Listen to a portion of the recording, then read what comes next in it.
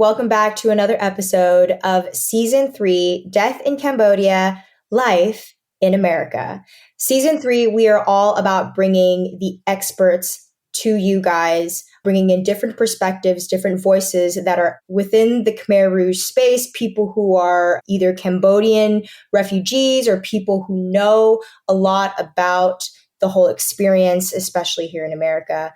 Today, we have an amazing guest with us, Dr. Sophal Ear. He is a tenured associate professor, previously serving as a dean in the undergraduate program and the global development, as well in the Thunderbird School of Global Management at Arizona State University.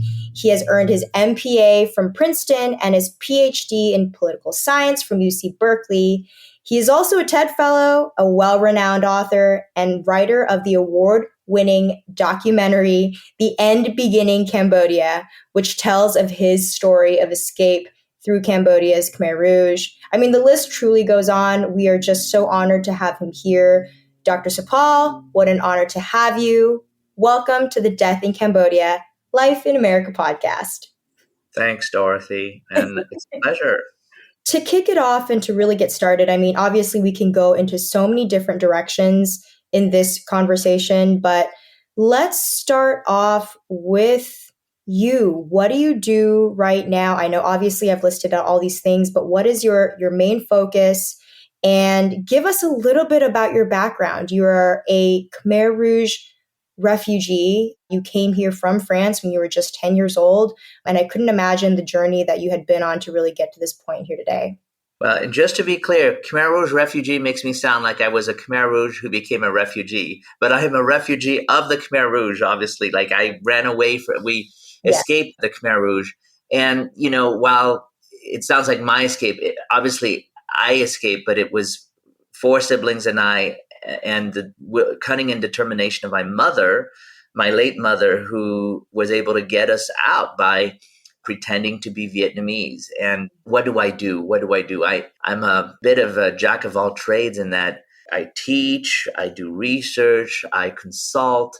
March 11th, for example, I was testifying before the U.S. International Trade Commission on the apparel industry in Cambodia. I do all kinds of things. On Cambodia, of course, I'm passionate. I mean, I write on Cambodia. I have 3 books, Aid Dependence in Cambodia, How Foreign Assistance Undermines Democracy, published by Columbia University Press 2013.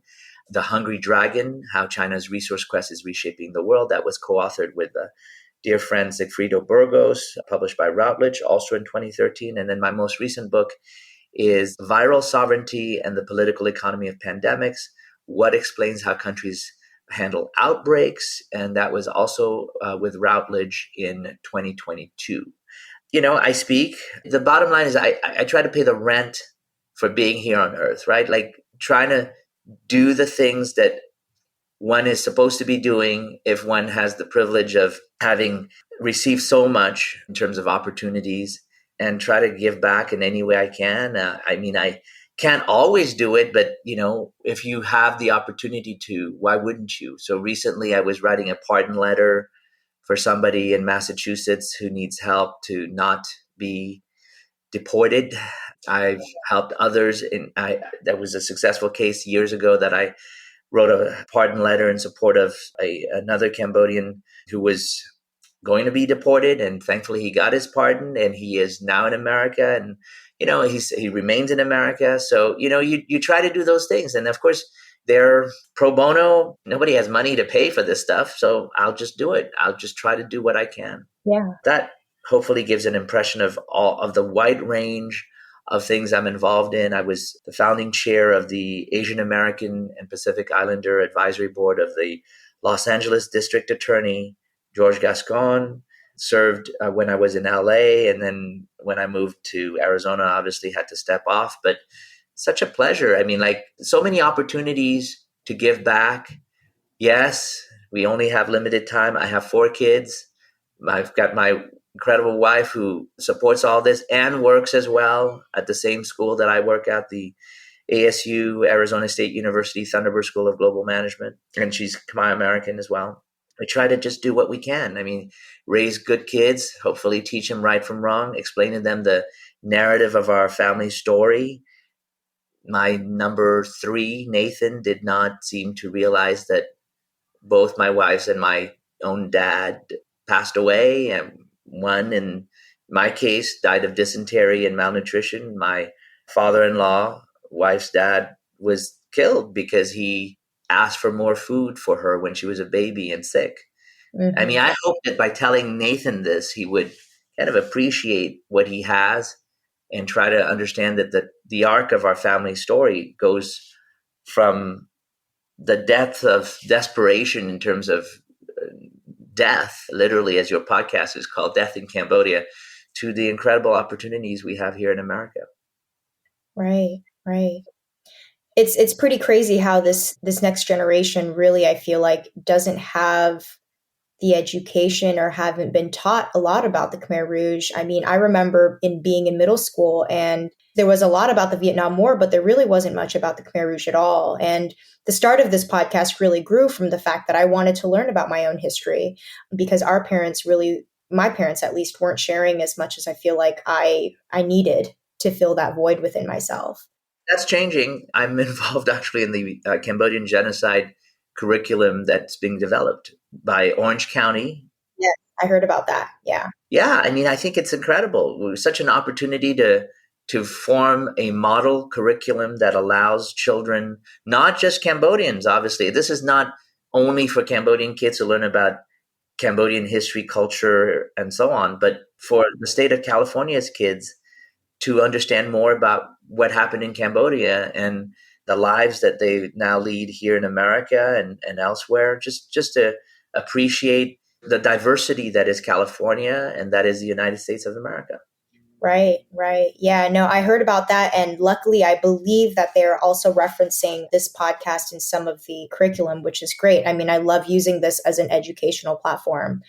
Taking it back, what exactly, I know that you came here from France at 10 years old. Do you remember actually being in Cambodia during the Khmer Rouge? And what are the prominent memories of that time, if you don't mind me asking, since it's a hard question? That's an easy answer. I have no memories whatsoever. I mean, I was a 1 year old when we went from Cambodia to Vietnam.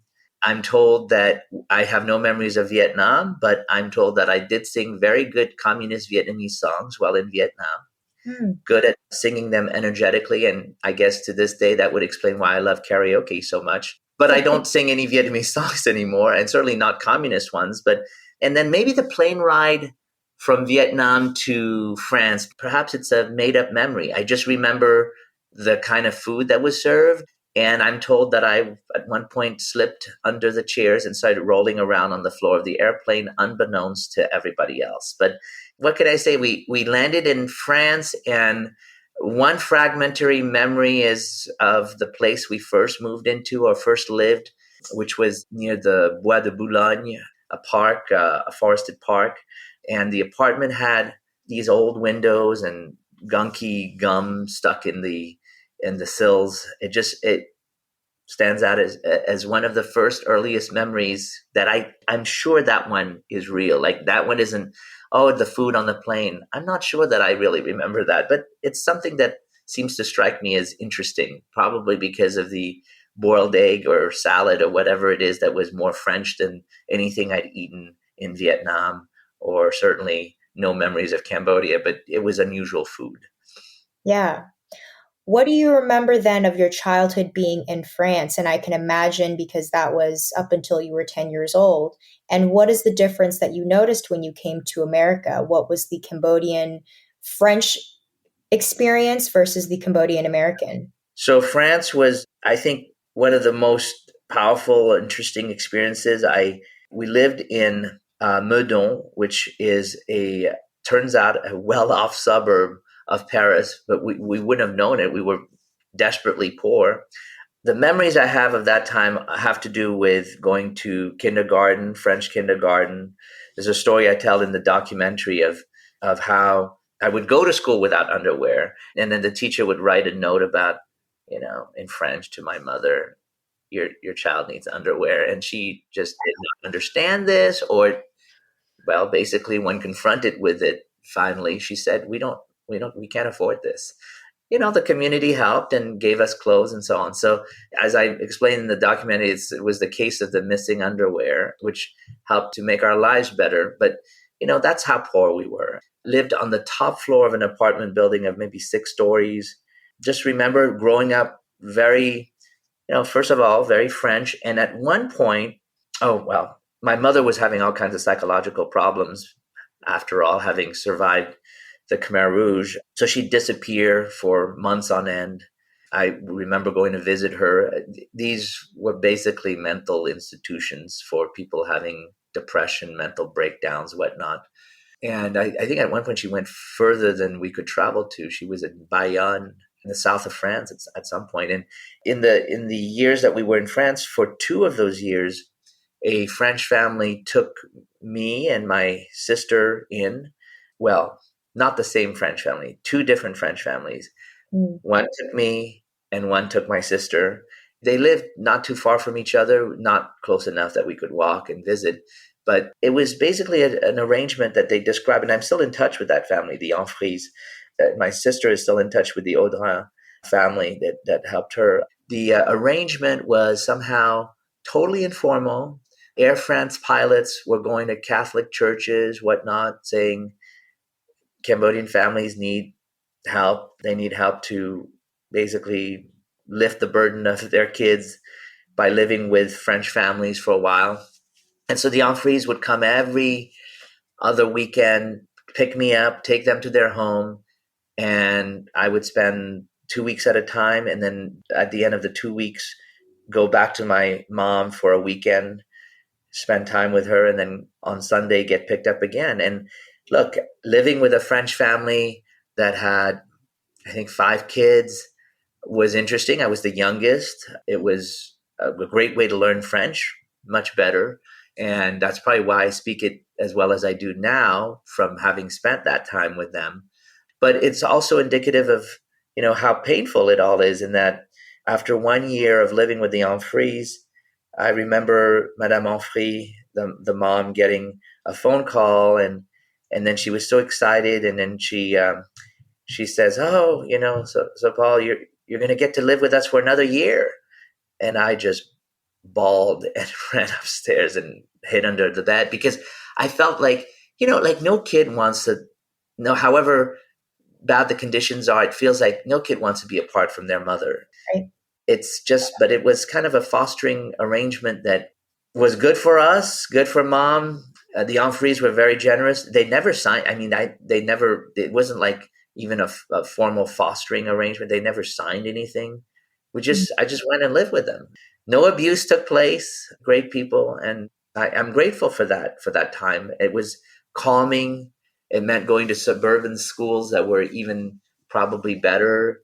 Although French schools are all, the French Minister of Education would say at one point that he knew what every 4th grader was studying that day, because that's how centralized the French educational system is, right? But it was just hard, different, growing up French, growing up like a French boy, not as a French citizen, going to Catholic church and not taking the sacrament because I was not baptized Catholic, and wanting to kind of like, why did they get to go up front and take this piece of bread? Thankfully, they didn't force me. They didn't, there was none of this, we've got to make him into a Catholic boy, no, none of that, which I think speaks to how thoughtful they were in allowing me to be who I wanted to be. And then in 1985, my aunt, okay, so to rewind a little bit, we were supposed to go to the United States almost as soon as we arrived in France. In fact, I have a letter from the International Rescue Committee written to my mother saying to her that her plane tickets were ready for the family on this date, you're going to fly to the United States. This is like 78. The letter is dated 1978. She never did. She never took those flights. She had her sister living in America, in California. She just thought, I don't know what went through her mind, but it feels like, now that my mom has long ago passed away, it feels like she was tired of moving, of going places from one place to the next. She felt that France was probably good enough in fact, maybe even if you live in Cambodia, you think France is like the pinnacle of civilization, right? I mean, these are the colonizers. But at the same time, her life was so hard when she made that decision, because it meant that she wouldn't have the support of her sister. It also meant that we didn't get to grow up in America for another, in my case, 7 years, right? So having that additional experience of 7 years in France, I think really made a big difference. I look at my aunt's children and stepchildren, and of all of them, one finished college out of, I want to say, 8 or so. I mean, it's just, the odds would not have been great for me to have done what I did. I feel like, if I'd come to America earlier. It did mean that harder life in France, but it also built resilience. It gave me, I think, more culture, more language ability. So when my aunt came, so it created a rift. By my mother and her sister stopped talking to each other for almost 7 years as a result of this. Mm. Because she felt betrayed. My aunt felt betrayed because she had worked so hard to arrange all of this, get us out of Vietnam through money she kept sending to people who, you got to grease the wheels to make things work. Right. And then once in America, once in France, she expected us to quickly go to reunite with her. And there's an element of, as the older sister, maybe my aunt would have told my mother what to do. And in fact, what we saw when we did move to America in '85 was that my aunt was basically bossing my mother around, like, basically, you're going to go work in the grocery store that she owns, and you're going to do this and that. And my mom, to her credit, did what she did. But at some point I think we flew in October of 1985 to America on tourist visas. By December, she was like, "Why aren't my kids going to school?" I mean, like, I was 10 years old. Why wasn't I going to school? And my aunt was like, well, they're here on tourist visas. They can't go to school. Or, not true, of course. But so finally, by January, and my mom was like screaming and like, my kids need to go to school. They can't just, be out of school for months on end like this. And that, this is from a 4th grade educated woman, right? Like, I hate to say it, but like, it takes a confrontation with your older sister. It takes a screaming match and suddenly action to happen, which was, okay, we'll take him to Willard Junior High School. We'll get him registered. And in January of 1986, I entered the second half of 7th grade at Willard in Berkeley, California, even though we were living in Richmond, and started this new kind of American educational journey, right? And my mom at some point decided, like, she can't live with her sister anymore. So she decides to move to an apartment in Oakland, takes my sister, Sophie, with her. And then I have to, because there's not enough room or it's just too complicated, I'm staying with my aunt still. But I'm, of course, like the kid who cries when told by his French adoptive family that you get another year. Didn't envisage staying with my aunt for much longer. First of all, she was kind of like this entrepreneurial person who, of course, uses the family as labor. So, hey, maybe it's, I'm not going to have such a bright future if I just remain. Like, basically, there's not a strong value placed on education, even though she had nothing against education. She was a very smart woman, my aunt, but it was not something that she kept harping on. And in fact, she kept always saying, like, Berkeley is full of crazy people. Why do you want to go to Berkeley? Just stop it with the Berkeley nonsense. And there's lots of crazy people. There was the naked guy when I was there. There are lots of evangelical people screaming around trying to convert you to Christianity, whatnot. Right. It's a crazy place, but still, you don't have to be crazy to go to Berkeley, and you can get an incredible education there. Right. So I'm sorry, I went on for like half an hour just explaining the whole journey, and it's not even that. I mean, like, there's so much more to it. I mean, there's such incredible, like, people who helped along the way, people who noticed things about me that I would never have thought of. In terms of, when I went to Willard, I was taking ESL, English as a Second Language, and for all I knew, that was probably a normal world. I didn't speak English. I need to learn English. I'm going to take ESL.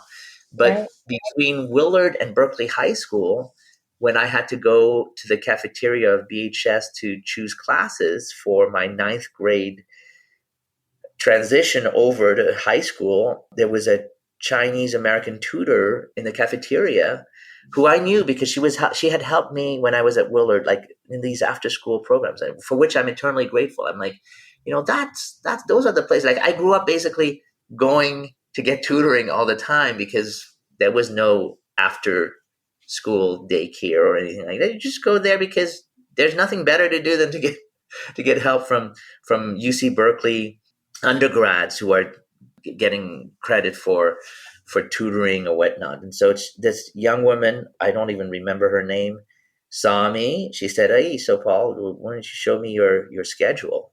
Let me take a look." I don't even know what was she doing there anyways that day. I have no idea. And she takes a look and says, "You're taking ESL for ninth grade.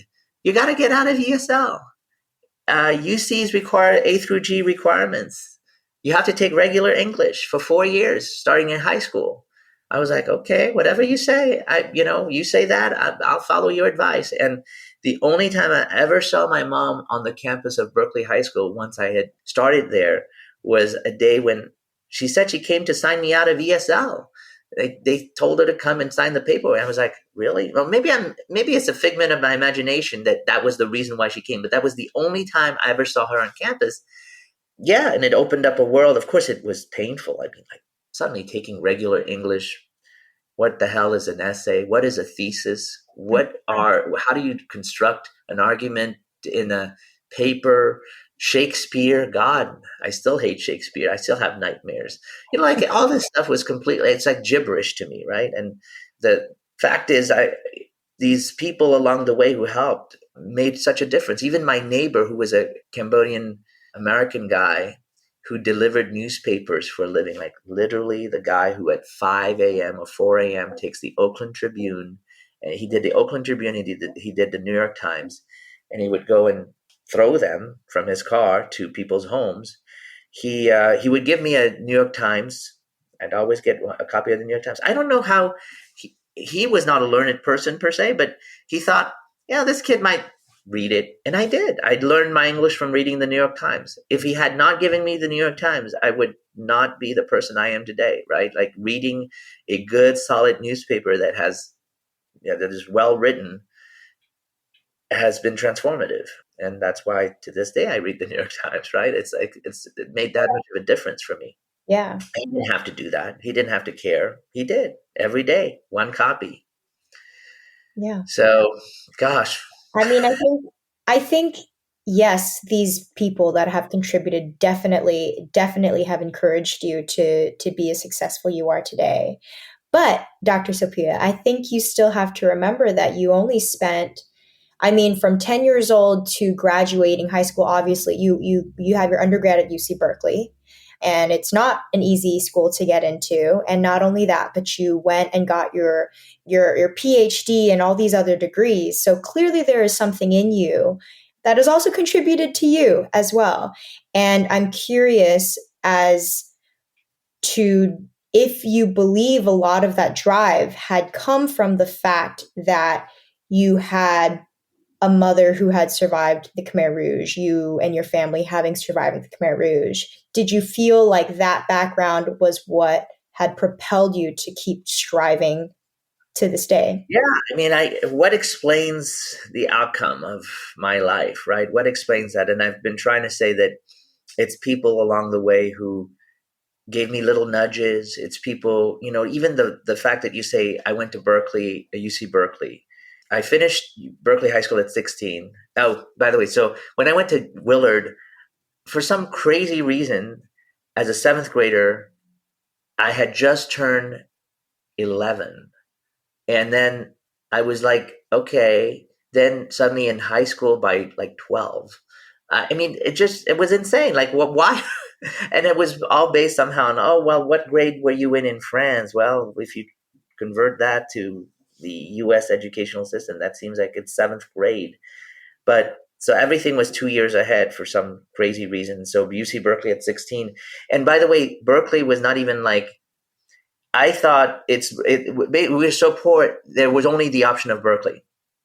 My sister didn't get in, so she went to community college and then transferred in.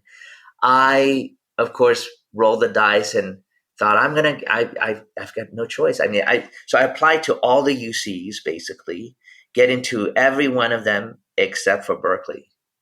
I got everywhere. UCLA, the BS MD program between UC Riverside and UCLA, I want to say, and then UC Irvine, UC San Diego, everywhere.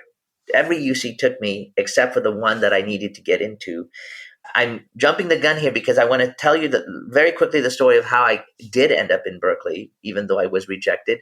And it's because while at Berkeley High School, this Vietnamese counselor, Mr. Tai, says one day, "Oh, go to the Center for Southeast Asian Studies at UC Berkeley." I mean, this is school time. Why is this counselor telling me leave the campus of Berkeley High School and go over to UC Berkeley to this center where I meet Eric Crystal, the director of the center, and this guy named Bob there. And there's some other Cambodian, maybe Laotians with me at the time, and they're all from Berkeley High School. And we're all sent there to like talk to Eric and this guy Bob. And, they're just doing a sales pitch about applying to Berkeley, and we want more Cambodians, more Laotians, more Hmong, which, by the way, as you well know, is that those three are doing so much worse than Vietnamese Americans are, right? I mean, like from a high school graduation standpoint, bachelor's degree, college onwards, all of those numbers are terrible. Yeah. And so Bob writes his phone number on a paper application for UC, and he says, if you run into any issues, just call me. So of course I'm like, whatever, man. I don't know you. Okay, I'm gonna apply, and of course, being who I am, I think I'm gonna get in. And of course, I didn't get in. And I remembered Bob. I remembered that I still had now this shows what a hoarder I am, right? Like I'm keeping this months old application form that he wrote his number on, and I am lucky enough to call it, lucky enough that he answers it. I mean, I don't even remember, maybe it was voicemail, but I think he answered it. And then I'm like, hey, Bob, it's me. Remember me? I met you, and I didn't get into Berkeley. And he says, come over to Sproul Hall. Let's go over, your case and write an appeal letter. So I'm like, cool. Let's just what's there to lose? And we write this appeal letter. He tells me who to send it to. It's not the admissions director. It's this woman named Pam Burnett, of all people. And I'm like, okay, whatever you say, man. I'm going to send this in.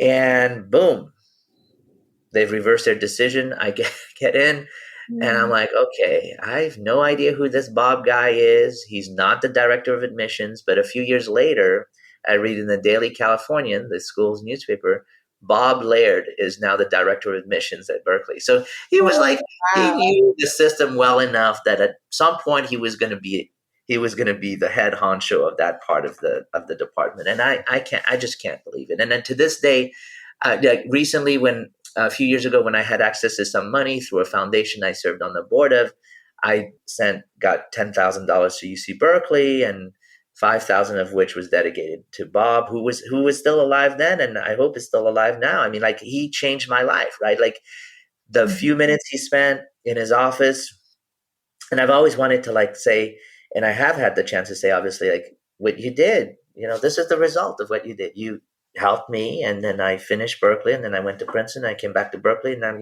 all these things, all these little steps along the way, and the helpers who make differences. And so, yeah, I know you're trying to probably escape all of this talk, the minutia of my life, but I just find that, yeah, I know that the argument you might want to make is, yeah, there's something different about you, Sophal. That's why you are where you are. But at the same time, it's the people around me. It's the people who help me. It's not like I am who I am because of these people, right? I mean, I stand, if I'm on a stage giving a TED talk or giving a TEDx talk or giving any kind of talk, I feel like it's on their shoulders that I stand, because I couldn't be where I am today without having strangers who didn't have to lift a finger, who didn't have to do anything, but then decided they were going to do something. And that's why I feel so so responsible at times for, like, I should be that stranger to some people. I should try to give a little piece of advice, try to do something. It doesn't even have to be anything, but it could be the thing that for them changes the course of their lives, right? I mean, it makes it sound so incredibly random, but it's felt so random that all these people helped. And sure, it's not just strangers do this and then everybody's successful at the end of the day. It's a miracle. Let's not get into the whole Asian minority myth, debunked long ago idea of Asians are just, that's, culturally they're different or whatnot. No, we know the outcomes for Cambodians. They're not good. Right. Beating the odds is next to impossible in our culture because of the post-traumatic stress, the intergenerational post-traumatic stress, the neighborhood effects. They grew up in public housing, in gang-infested areas. What do you expect? I mean, like, you expect somebody to live in an area like that to miraculously escape all of that on their own. It's going to be that much more difficult. Thankfully, my mom didn't want us to live in that area, so we lived in Temescal in Oakland. It was not gentrified the way it is now. I drove by it I went to Berkeley homecoming in October. I could not believe my old neighborhood. There's a Whole Foods down the road. I mean, like, I want to live there. It's so incredible now. Like, when I lived there, it was not incredible at all. It was a little sketchy, but not sketchy like East Oakland, Yeah. East 14th, International Boulevard, as they renamed it. Mm-hmm. That is, the odds are against you. Did you always find yourself wanting to prove yourself to be one of the odd ones out from the rest of the population that is dealing with this? Did that kind of influence you to keep pushing forward and be the anomaly? The thing is, I didn't even know that I was the anomaly, in that there were some Cambodians at Berkeley High School. I would go visit their home. They actually had a home. It was decent looking and this and that, but they're probably the ones who didn't end up in college. That's the sad thing, right? I mean, they're the ones who, it seemed as though they were socioeconomically seemingly better. They were living in Berkeley, for crying out loud. I was living in Oakland while going to Berkeley Unified, sneaking around in that district with a fake address or a borrowed address, which was later found out. And then it was like, oh my God, we're going to be kicked out of Berkeley schools now. They had an inter-district transfer policy. So I write out my reasons for why I needed to stay in Berkeley Unified. But as to your question of, like, the people around, were they the other Cambodians? Did I understand that I was maybe different? Or no, I just thought I was this weird. Okay, the combination of, I grew up in France, made it so that I was definitely different already. I felt as though, obviously, speaking another language, not being perhaps as insulated or insular as your average American might be, just by virtue of being exposed to a different culture, different country. It felt as though maybe the math in France was definitely more advanced than in the US at the same grade level, although I was never great in math per se. I've always felt like I was behind in math, or I wasn't doing as well as others. So math was never, this thing that I'm like, oh, I'm gonna, kick ass in math or anything like that. I was different because I was younger, right? So when I was at Berkeley High School, I couldn't take driver's ed.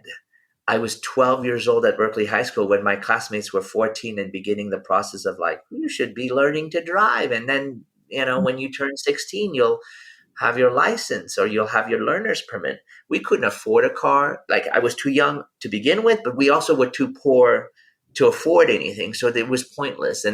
And so part of all that was, like, just desperately not well off compared to everybody else. In high school, you try to fit in, but I was definitely not certainly not jock, certainly not goth. I mean, I was like, Berkeley High School was a big enough public high school where you could be who you were without ruffling anybody's feathers, because there were enough lanes to be traveling in, and you could kind of make friends. So I made some friends. One of the friends I have to this day is a Chinese American guy named Houston, who I met because we were riding BART to Oakland, and I was like, dude, I know you. You're just like me, aren't you?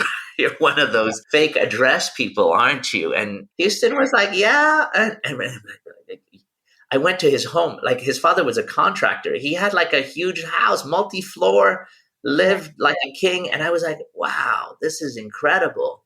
Yeah. Like, and to this day, Houston's out in Newport Coast in some huge villa, but I just feel like Houston was like crazy good at math, basically a card counter.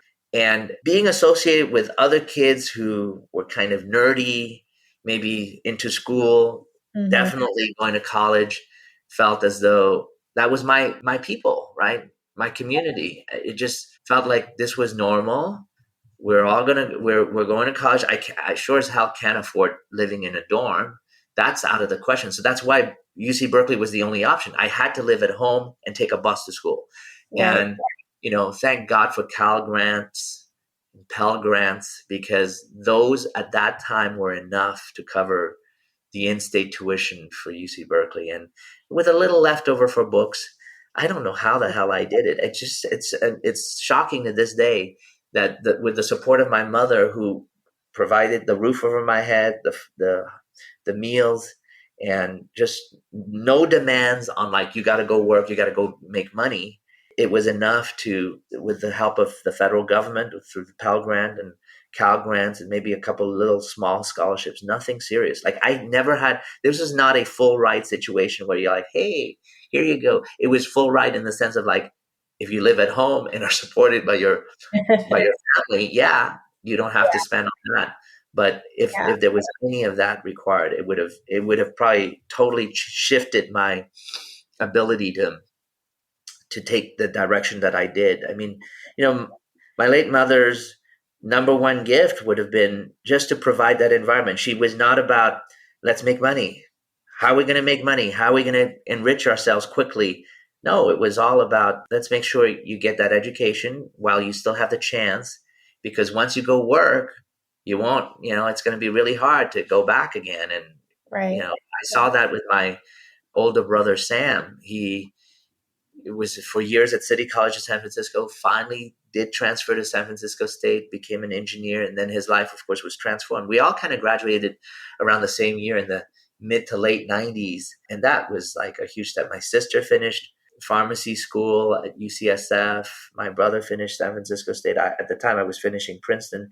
It all kind of came together, and I'm glad my mom was alive to get at that point in time, because it must have been like a huge achievement for her as a mother, right? I mean, like, okay, so we talked about Cambodian parents wanting their kids to get married and have kids. Yeah, of course we want to see that next generation. Everything's gonna be fine, but as a milestone to have to have her 3 kids that came to America finish college, and to kind of start lives of their own, even if they're still living at home partly or not quite out of the nest, but already building the opportunities in front of them from college degree. Even after Berkeley, you went off and you got your MPA at Princeton. I want to switch gears to that. MPA at Princeton, and then your PhD in political science from Berkeley. So where did that passion for political science kind of come from? Where did that stem from, and what was the big motivator behind it? I was always interested in politics. I remember in France talking about French politics with people, with adults. I might have always been the odd kid who was fascinated by politics, fascinated by political events. And I want to think about it as maybe it's because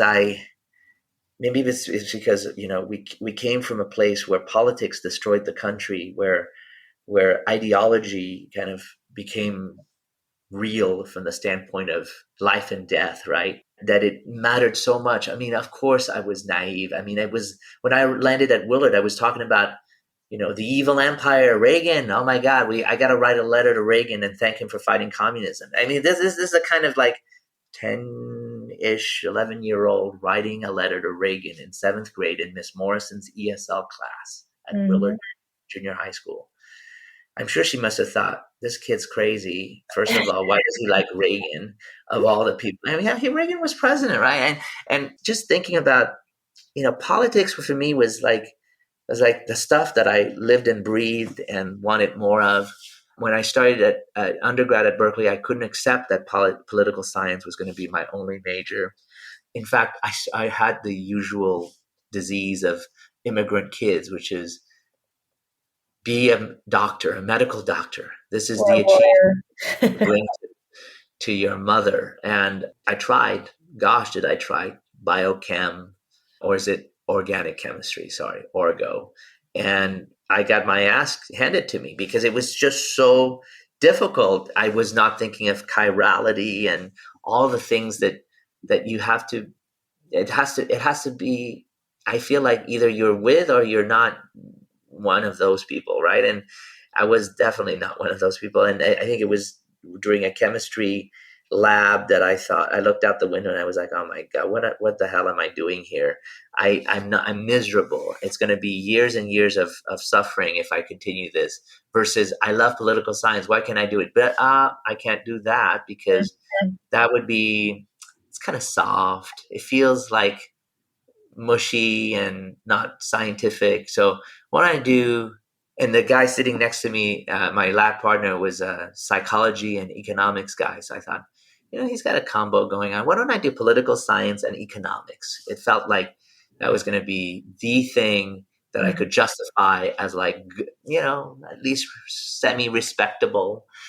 It took a while to get away from the economics as like obsession, right? So I think by the time the MPA at Princeton was in economics and public policy. Then I went to work at the World Bank while still applying, even from the MPA, applying for econ PhD programs, getting into UCLA for econ PhD, deferring. I must have deferred 2 or 3 years before they basically said, screw you, you're not coming because you keep deferring us. But, believing that I'm going to be a PhD in economics, that's the thing. And then it continued until the year 2000, when after 3 years at the World Bank, I got into UC Berkeley's agricultural and resource economics PhD on a basically full ride. So lucky, right? And then the first year there is miserable. I'm like doing these equations, this math that I don't like. I'm thinking, oh my God, this is all obvious stuff, but they have to make it so complicated with equations to make it make sense. You were econ at UC San Diego, right? I was, but similarly to you, I wish if I would have done it again, because I hate math and econ's all math, but I chose it because I felt like it was more of a harder sciencey, made me feel better about myself. Kind of. These are the inferiority complexes and the various psychological sort of justifications we give for why we study things, because it feels like this does sound better. This will be more respectable, and then misery follows. But I continued with this psychosis for like several years, right? Like I continued, like the bachelor's wasn't enough. Then it had to be the master's, and then it had to be the PhD, until basically it was like, stop. Right. It's enough. I don't have to pretend anymore. And so in 2001, thankfully it was at UC Berkeley, because I knew people from my undergrad days from the political science department, that I then wrote to Bruce Kane, my old professor, and said, hey, in political science, I'm really not happy over here. What do you think about me moving over to political science? Yeah. And once you're in a PhD program at Berkeley, it's not like you have to apply again like a new student to go into another one. You're already in, so you can just move if the new department takes you. And they did. And so I was so much happier. All of a sudden, I was doing the stuff that I enjoyed. Right. Although, at the graduate level, it's a lot more complicated. And there's a lot of performative stuff of like, what are you talking about? Why do you have to use all this strange language all of a sudden? Because you want to sound like you're speaking to each other and not the hoi polloi. They shouldn't understand you. If they understand you, then you're not speaking in a sophisticated fashion. Yeah. 1 year into the PhD in political science, I got my MA in political science, then went off to East Timor as a UN, United Nations Development Program assistant resident representative. And then I was going to start a new career. Like all of this was supposed to be, let me just get the PhD so I can go work for an international organization, international bureaucrat, basically. Great lifestyle in terms of great money, flying business class. I flew the Concorde when I was at the World Bank. I was like having a blast, right? But it's not really a lie. Like you don't feel like you're changing anything because you flew the Concorde or you're staying in a 5-star hotel. You got a great experience for yourself, but it's almost like, you kind of like, what is this about? Is this about you, or is this about the work and the people that whose lives you're trying to change? And then Right. it was, I think, at Berkeley in one of the classes that I first heard a discussion about. These people were talking about development, and somebody said, development isn't always good. And I was like, development isn't always good. What do you mean? I work for the World Bank. Development is our whole purpose, our raison d'etre. Only to realize that, you know what, development is pretty effed up sometimes, right? Like, you talk to a Cambodian farmer, and this is from one of the professors at Berkeley who then went to Harvard and was telling me this when I saw him a few years ago. He said, and he has this book called Why Nations Fail, which is really, really famous. He said he talked to a Cambodian farmer and he asked him, what is development? And the farmer said, development is they build a road and steal my land. I was like, oh, geez, wow. So you mean the road is supposed to help the farmer, but actually the people who knew that the road was being built then stole all the land around the road to make themselves rich, and the farmer could, die basically. Whatever happens to him, they don't care. So that's the first time I'm realizing that development can bring good. It can also bring terrible outcomes, and it's all because of who knows what in terms of information, who has access to resources, and how, even as I studied it in my first book, Aid Dependence in Cambodia, how foreign assistance undermines democracy, how World Bank comes around, does land titles. That's great. Give people land titles. They'll have security in their property. Well, what if you give the land titles to the wrong people? What if you give them to the rich people who are actually trying to steal the land? That's great for them. Terrible for the actual true owners of the land. That's how you steal their land. Right. And it's like, wow, you thought land titles were great, but if you twist it and turn it into a way to steal, that's not good. That's terrible. Or you don't give land titles to the people you don't want to protect, and then poof, all their land goes away. So these are all the crazy adventures and journeys, and just thinking about how we end up where we are and why, and finally recognizing that political science was truly what I liked, truly what I enjoyed, truly what I breathe. And even now, I'm not even a political scientist in the sense of like, I teach in a school of global management, but I teach courses on global affairs.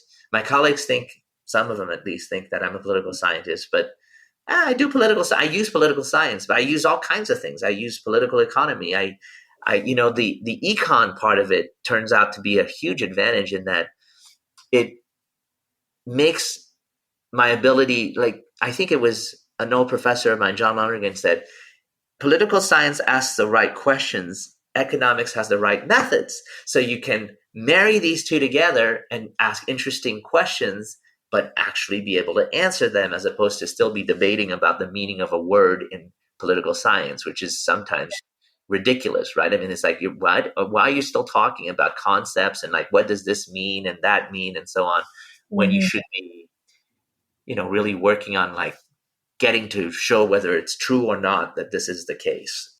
Let's talk a little bit about, I know that you've done TED Talks as well, and you're author of 3 different books. I don't know which one came first, but I'd love to kind of get into those as well. What was the inspiration behind the books that you were writing, as well as the TED Talk that you've done?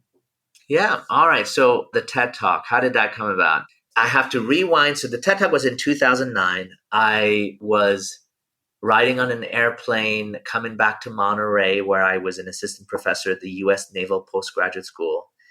I'd been upgraded to business. Maybe it was a Denver, Monterey flight. Sitting next to me is this elderly gentleman named Bud Enright. Bud and I start talking. He's very friendly, former HP executive, this and that. He says, I'm going to Monterey because there's this conference that, Al Gore will be there. And I'm like, Al Gore? Are you sure we're talking about the same Monterey? Because it doesn't sound to me like I know anything about a conference happening with all these huge names there. And he says, yeah, it's this conference called TED.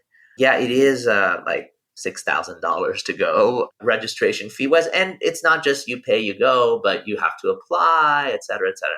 Like, oh my God, impossible. Basically, like, don't talk to me about this. I'll never go to this conference. I mean, Bud and I stayed in touch. We exchanged information. One of those weird things, you ride on a plane together. You don't just, maybe it was earlier days. Nowadays, I don't feel like I talk to anybody while riding on a plane. But Bud and I became friends. He then says, hey, TED will have a fellowship program that they're launching, the TED Fellows Program. You should apply for it. And I'm like, oh, okay. I think I was in Cambodia at the time. I was traveling to Cambodia for something. So I put together my application, and I include a New York Times piece called One Way Out that my mother and I wrote. In the Sunday magazine of the New York Times, on the last page of the magazine, there is a lives story page, whatever. And it's always like a first person story. It's somebody telling the story, telling their story of something or another. And I had seen that there were sometimes these person A as told to person B. So I thought, wouldn't it be cool on the anniversary of the fall of Phnom Penh, circa April 17th, to have an as told to from my mother as told to me, but you wouldn't be able to tell until you finish the story because her name is Kamyuk Lim. My name is Sophal Ear. Kamyuk Lim as told to Sophal Ear. And so I had this vision, and it was going to be 2003 that I would try to get it published. And the New York Times took an interest. They assigned me an editor. It was going to, yes, let's keep going. And then like couple of weeks before April 17th, the editor, Catherine St. Louis, says, I'm sorry, we have to kill this story, this piece. So we're going to give you a kill fee of $200 and you go away now. Okay. It's like, okay. I mean, I tried. And because I was in Cambodia at the time that this was happening, decided I was spending 3 years doing my dissertation research, basically. I met a woman, a Vietnamese woman, New Miller, who's, UC Berkeley alum, worked for the San Jose Mercury News as a journalist, and claim to fame was a Jeopardy contestant back in the, I want to say 80s or something, and won. So New says, hey, I know people at the New York Times. Why don't you, I know a senior guy at the New York Times. He says, why don't I take a look at the piece? And this is now 2004 now. So it's been, a year later. So she edits it, does some magic to it, and then sends it in to her friend. And like, you wouldn't believe, because he was like the number 2 at the New York Times. Oh, wow. Everybody, it's like basically greenlit to, doesn't matter. This is going to get done now.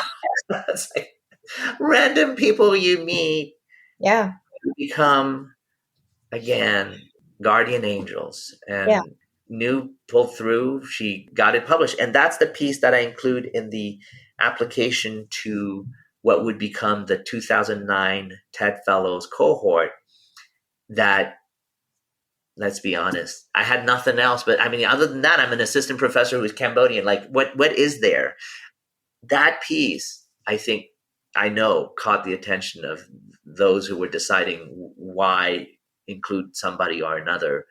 And I became the first TED Fellow and part of that cohort. And the day that I got word about winning the TED Fellowship, I happened to be in Boston, where Bud and Wright live, and we're going to have dinner at his home later that night. And I'm like, I just received word that I won the TED Fellowship. So, Bud, can you believe this? You kind of think in the back end, did Bud have something to do? No, I don't think he had anything to do with it. It's just in the sense like he had something to do with it from the standpoint of like, he gave it to me. He told me apply for this, like, hey, here, I'm forwarding to you this thing. But that you got to think the timing, it's just too auspicious. Like the day I'm having dinner with the guy who told me to apply, I learned that I get the fellowship. And then it leads to the opportunity of a lifetime, which is to give the TED Talk. Because basically, of the 2030 TED Fellows who got it that year, and that was the first cohort, everybody gets to give a TED Fellows talk on a little stage that's, it gets recorded. It's like 3-minute or 6-minute talk or whatever. But every participant at TED can apply to give, a regular TED Talk. And I, of course, applied. No reason why I should have thought that for sure I'm going to get, because of the TED Fellows, only like maybe 5 got a chance to do what I did.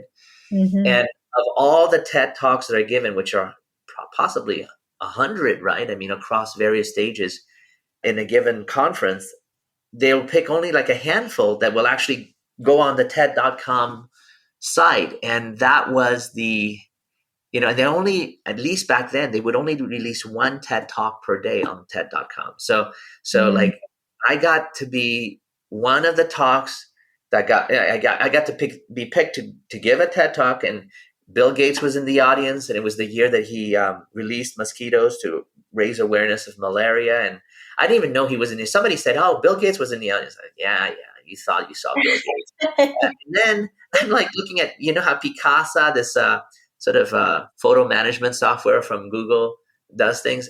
One day it says, "Yeah, there's a picture of Bill Gates in your pictures." I'm like, "There's a picture of it." I zoom in, zoom in, zoom in.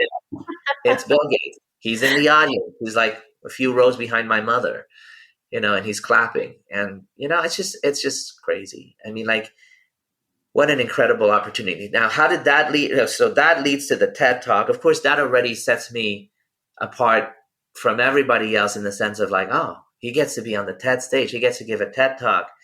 And it led to so many more talks, the Oslo Freedom Forum and all kinds of opportunities. And of course, I could then leverage that to then argue that, I'm not your nobody professor that wants to publish a book.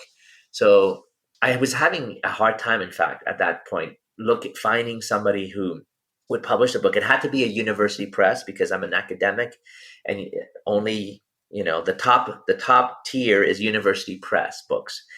And even the story of how I got connected to Columbia University to publish that book is crazy. What I did was I went to Google Books and I went looking for my name, because I thought, you know what? Let me see who has mentioned me in their books. And I find a guy named Peter McGuire who quotes me extensively in one of his books called Facing Death in Cambodia. And it's published by Columbia University Press. I'm like, this guy seems to like my writing from like when I was an undergrad. He's quoting my stuff from my honors thesis from UC Berkeley.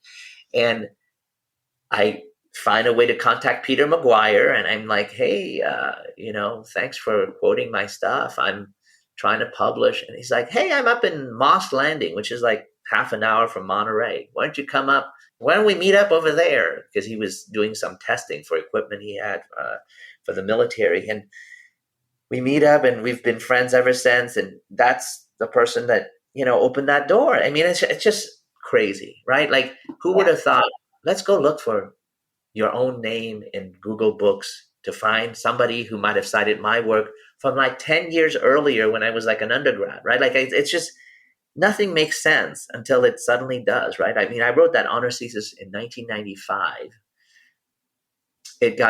It's been cited in the New York Times. It's been cited it was basically outlining Western academic supporters of the Khmer Rouge, really a popular thing to do. In that I was going out and saying, these people like Noam Chomsky seem to have written things that were favorable to the Khmer Rouge. Why would they do that? Because I was like shocked at the idea. It shocks the conscience to think that there were white people who kind of fantasized about the Khmer Rouge. We thought that this was going to be the future of the world. This is that they've figured out the problems of society.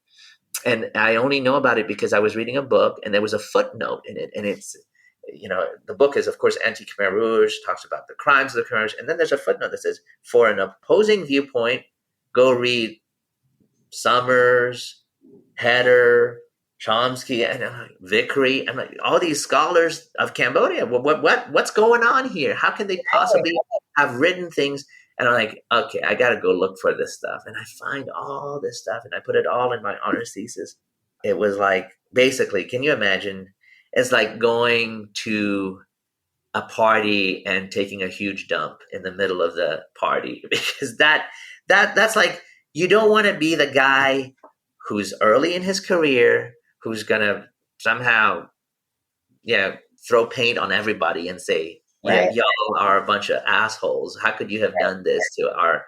And I took it very personally because obviously losing my father, losing a brother, and it just felt like, how could these people be idiots? Now, of course, in retrospect, I look at it and it's like they were idealistic. A lot of people, a lot of even Cambodians went back to Cambodia thinking the Khmer Rouge are calling them to return to help develop the country. Why wouldn't they do that? They go back, they get killed. But they thought they were doing the right thing. Okay. But Right. these people, some of them were like, this is 2 years in. This is 3 years in now. How many refugees do you need to hear from before you realize something is terribly wrong in Cambodia? But the arguments of people like Chomsky, of Noam Chomsky, were like, we don't know what's going on in Cambodia. It could be bad. It could maybe not be that bad. We just don't know. We don't have any witnesses that are independent. So it's always like plausible deniability in the sense of we just don't know. We need to have independent observers. And since we can't have independent observers, we just can't conclude anything. And it's like, but we know where you're coming from. You're anti-American and you want to defend the regime. So you Right. have a reason to be arguing this. And of Right. course, he had a reason to be arguing this. He always would like choose the lower number, always choosing something that made the side that he's opposed look bad and the side that he's with look good. Yeah, it's just kind of like, okay. And after the fact, won't you now say I was wrong? I made a mistake. No, he won't say it. So then it's like even worse. And then like just accept that you were wrong, man. Accept that you were wrong. And I still get, not these days anymore, but I used to get for years, his supporters would like harass me or like write me messages about how their God was, how could you attack Noam Chomsky? I mean, he's allegedly quoted about next to the Bible, the second most quoted individual, right? Like, I was like, Wow. really? He and I have never directly exchanged messages, but he's actually apparently in Arizona with me at the other university. And Little detail, he's right down the street. yeah, it's just weird, so Yeah. ironic. Yeah. But That probably brought you, yeah, as you said, a lot of popularity because we're writing something that essentially kind of was the opposing to, people weren't writing that and people weren't consolidating all the information into one piece. but what I'm saying is it caused me, like one of the people I wrote about, Laura Summers, and this is like I'm graduating UC Berkeley undergrad, Yeah. and she uses another Cambodian American. She's a American lady who's a lecturer in the UK at the University of Hull. She tells this guy that I know to post on a public forum that she is contacting her lawyer to like explore libel lawsuit. Like I've defamed her, I've libeled her, etc. And like, oh my God, I have to go talk to the UC Berkeley legal counsel to see whether is there any chance she might do something. And thankfully, it's like UK laws are totally different. Yeah, it's a lower bar over there. She could like cause some problems over there, but in the US, no way. And in any case, by the way, I had all the goods on her. I had all the evidence. So it's not like I'm not making up stuff. I'm quoting her words. All it is I'm just saying whatever she said and saying, isn't this strange that somebody would say this? But Right. years later, I end up in an elevator in Phnom Penh with her, and we're just the two of us. We know who each person is, but we're not going to exchange a single word because we're at the same conference. Gosh, whatever. It's been years. People just move on with their lives. But I just feel like, wow, how does one, whatever. I mean, I did my thing. I enjoyed it. But what I'm saying is it takes a lot of risk. Like I went and talked to David Chandler at one point, like the top scholar of Cambodia, right? Mhm. And he's supporting me about writing this. Then when he reads the thing, he decides like, no, I can't support you on this. Like I can't back you up. These are all people that I know. These are all my friends. I'm not gonna. So it's like, whoa, whoa. So truth doesn't matter, I mean, yeah, I was young and idealistic. I might have said harsh words about, like, I might have made things a little bit more black and white than I would today. Things are oftentimes gray, right? I mean, and of the people that I wrote about, Steve Heder, we've become friends. We're colleagues. We're on the same board of the Center for Khmer Studies together. He supported my writing about this because he did recognize that, like, he was not good what he wrote. So things evolve. All right. I mean, with some people, they went one way. With others, it went another way. All you can do is appreciate the fact that at least I remember 2 a.m. getting up, going on my beat up PC, typing away some more in WordPerfect because I felt like this is something I want to include in here. And, it's like the work of a 20-year-old. Who cares? Mm-hmm. And yet it made me passionate. I want to recapture that sometime, like having that, like, you can't sleep until you've written this because it has to be included. You can't forget that this needs to be written. If you don't do it now, you'll forget it in the morning. So just do it now, right? This kind of passion that drives you to work at any hour to get it done. Right. Before we close out, I had a few more questions for you. I really want you to have some time to talk about the documentary that you created. Obviously, it seems to be about the story of escape. Is it your story? And how did that kind of come to be? And what was your goal with that? So, yeah, it's my family story. It came about because of the TED Talk. The Singaporean film director saw the TED Talk, approached me about doing it for a broadcast on Channel News Asia.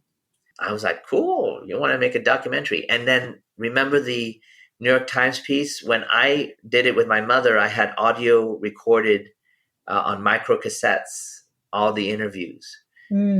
So she had already passed away by the time the Singaporean film director. So 6 months after the TED Talk, my mom passes away, right? So she never gets a chance to be part of this, to be part of. She got the chance to be there at the TED Talk and get the standing ovation and so on. And then she got 6 months with my son, Stephen, and then she passes. And so the Singaporean director wants to make a kind of, her inspiration is Waltz with Bashir. It's like an animation. So she wants to animate my mother, but because I have the recordings, put her voice in there then use subtitles. So we end up doing that. I go to Singapore and visit her, and then later she flies me back out to Singapore, and then we sit down and write the script. Then I do the narration and record in the studio. We fly to Cambodia and do video there, and then go to Vietnam and do video there. We basically retrace the steps of my mom and my siblings and I's sort of journey out of the Khmer Rouge. We cannot actually get to Hang Neu. Hang Neu is the first place that we were taken to in Vietnam because we don't have a permit from the communist Vietnamese to, like, get on the land and film. So we actually only film from a boat, Hang Neu, Vietnam. And actually later in 2025, I will get to go to Hang Neu. It's part of a cruise that I've signed up to do. But it's incredible, right? I mean, it's like mom is not alive, but here we are making the film that is the journey and explaining everything that happened and having her voice talk about things and my kind of narration in the background. And it gets released in 2011, I want to say, except that there's complications. This is one of the things. Not everything is smooth, right? So at some point I said to the director, hey, how am I going to be credited? Not money-wise. Let's not talk about money. She makes her money. She gets whatever from the TV station that commissions this. But I'm just saying, like, how am I going to be listed in the credits for the documentary? And suddenly it gets tense. She had already gotten me to sign the release forms, which basically say she has all the material forever and ever. I will never, like, for eternity, basically, these forms say, right? I'm like, okay, I just want to make sure, can I be an associate producer? Like, something that sounds producer-like, because we were involved in the process. Based on my eulogy to my mother at her funeral, which was delivered in the form of a letter to her grandkids. I wanted credit for that, right? And then just total cut off silence, cuts me off completely. Then I hear from a friend in Singapore who says, oh yeah, your documentary is going to be broadcast next Saturday. Like, what? I haven't even seen it. You're going to screen it on TV. You're going to broadcast it on TV, and I don't get to see it. Then that's when the lawyers come out, and I have a friend who's a lawyer. He writes a letter to the channel and basically tells them, like, my client, this is outrageous. My client, there was an agreement that he would at least get to see what was going to be broadcast before. Like, that's so disrespectful, right? And they pull the broadcast as a result, and I get to watch it. We come to an agreement about titles, and we come to an agreement about I should be able to get a copy of the actual documentary. I want it in high definition, et cetera, et cetera. I have to pay them something like, I had to pay them like $100 or something, because it was like, this is the cost of like getting the copy, with licensing that allowed me to like screen it, but not for commercial purposes. Then I'm like, okay, all right, fine. I watch it. It's fine. There's a few things that I might have changed, but it's like you get the person involved, and then they want to change things, and the biopic becomes kind of it hews too much to like the narrative that I want versus like I get it. I just watched the Bob Marley One Love movie, and that's kind of a criticism that's been given about that. It's too favorite, like not hard hitting enough. So anyways, yeah, I love the documentary. It won an award. They never bothered to tell me, but I figured it out, and then I got my trophy because I paid for it to be delivered to me. The titles ended up being writer, but you see, screenplay is credited to the director, which is what really matters, but writer is fine. And then I was narrator. I think originally she was going to just give me thanks to, which was, are you kidding me? That's, in the thanks column of at the end credits. Are you kidding me? At the very bottom, after everybody else has been played. Yes. Yeah. Right. I mean, like, are you really? I mean, some of it, it's regrettable, because I feel like we never needed to get through any of this had communications not broken down, had there been sort of a discussion beforehand. But right. It's one of these things, like you can, I don't know, maybe it was meant to be. I don't know. We don't talk anymore, but right. After the lawyers got involved, it was like, oh my God, it's beyond crazy. Right. And then they thought they were going to get the last laugh, but get this. So they gave me a tape, an HD cam tape of like the documentary. There's no way for me to play. It's a giant tape, right? It's like it played in like the theater.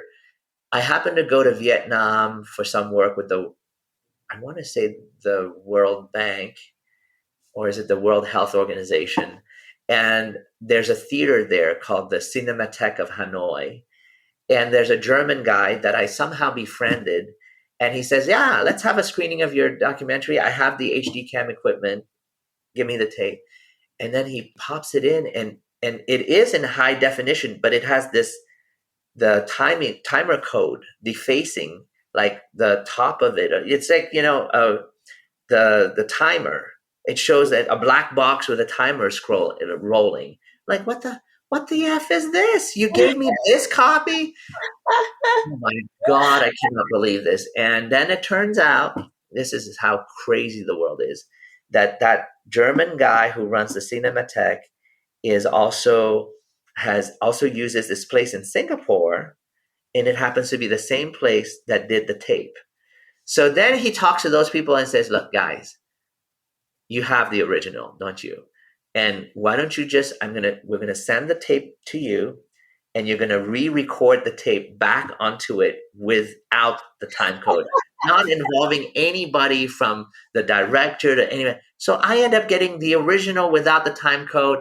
They make a bunch of Blu-rays for me. I mean, it's like crazy, like small world of like random guy in Hanoi who's a German, cinema owner who knows the same outfit that did the tape. Just crazy. It was meant to be. You were truly meant to get a copy of your own documentary. All the possible combinations and permutations and so on. And I just can't believe it. And so, sweet justice, I have the unadulterated version. Right.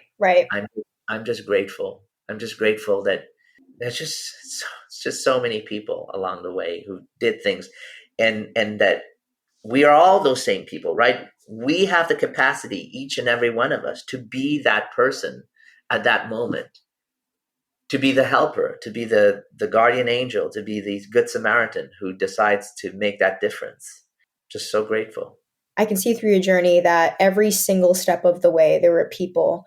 I don't know whether it's through fate, the way that it's meant to be. I like to believe that everything happens for a reason. And I think that in your case and in your story, looking at your amazing accolades and all the things that you've achieved, it seems like there was somebody watching over you at every step of the way. And maybe this is what it was meant to be. So I appreciate you for coming on here and sharing your wisdom with us. One last thing before you go. The majority of listenership on this podcast are second generation Cambodian Americans who have been born here with parents who have survived the Khmer Rouge. If there was one thing you would like to say to the second generation, what would it be? Gosh, I mean, it's the same thing I say to my kids, I suppose. I mean, that they're part of a journey that started long before they were born, that went through terrible things, but still allowed for their being in existence today here in America.